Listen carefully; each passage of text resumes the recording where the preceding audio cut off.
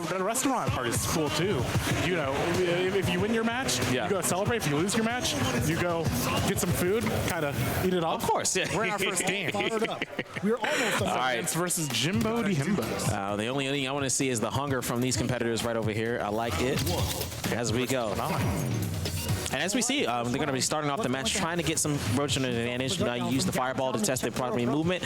The jump-ins aren't being punished so far, but uses the DI in order to get some pushback distance. Drive impact, just let it rip, right? How's the map going to play out?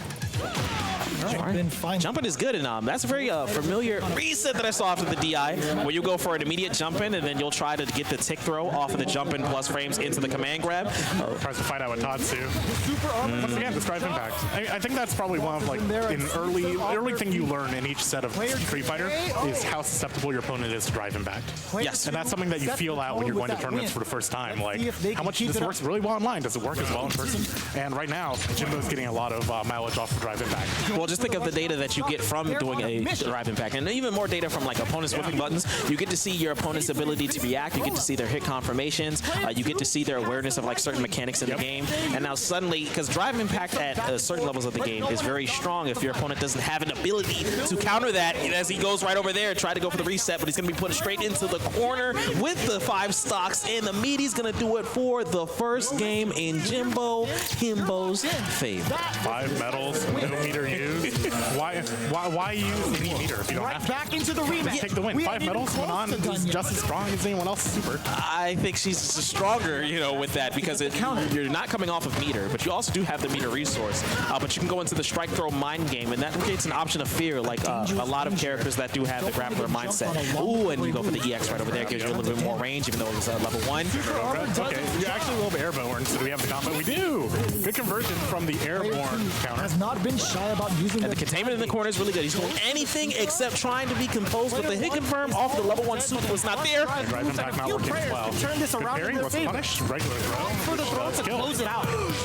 That was a decent kill from there, but I think that Jimbo was a lot more composed, containing the opponent wards in the corner. Cevidence really just wanted to get out of dodge completely, but failed in every attempt. Let's see if they can keep that up and keep that real composed, but that sweep is going to be doing that off of that. Failed on the meaty. That's okay. Cevidence playing a little bit more safer, trying to poke in a little bit more. Going well for him so far. Looking for a chance. You think his mindset going forward is that he doesn't want to take as much risk in neutral, or because it seems like he's not. Gets him with the He's meeting him at certain air-to-air options. He's trying to get sweeps in order to knock him down. Got a good drive impact block there. Dodge the second one. So drive impact's having less effect on the Yes.